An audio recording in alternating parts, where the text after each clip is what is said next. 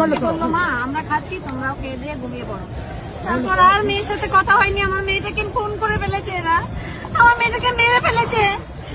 আমার একটা মাত্র মেয়ে, অনেক কষ্ট করে ডাক্তার করেছিলাম, লোকের সেবা করতে এসে নিজেই খুন হয়ে গেছে। বুঝলাম ভাই, এই কাকিমার ভিডিওটা দেখা বুকের ভিতরটা লড়ে উঠলো। একটা মহিলার ওপরে 135টা কামড়, পেটের ভিতরে 150 গ্রাম বিজ্জু। এটা একজনের কাজ না, এটা অনেকজনের কাজ। এদেরকে ধরে ফাঁসি দেওয়া যাবে না ভাই, এদেরকে ধরে পাবলিকের হাতে দিতে হবে। ওর হাড় ভাঙতে হবে, ওর চোখ তুলতে হবে, দাঁত ভেঙে দিতে হবে, ওর আঙুল ভেঙে দিতে হবে, বেলেট দিয়ে কাইটা লঙ্কার গুঁড়া ছিটাতে হবে। বুঝতে পারলে? যতজন আছে এই শাস্তিটাই দিতে হবে। ফাঁসি দিয়ে একটু ছটফট করে মরে যাবে, এরাকে তিলে তিলে মারতে হবে। বুঝলে ভাই, কত কষ্ট হচ্ছে সবাই শুনছি। কোন মহিলা রাস্তায় বেরোতে ভয় করবে এখন, একাই তো কোনো জায়গায় যেতেই পারবে না ভয়েতে।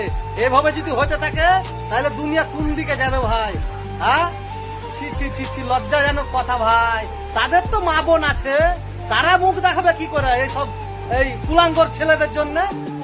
কিছু নাকি মেয়েদেরও হাত আছে এতে, ওদের সবকিছু কেটে কেটে পেলে রক্ত বের করতে হবে।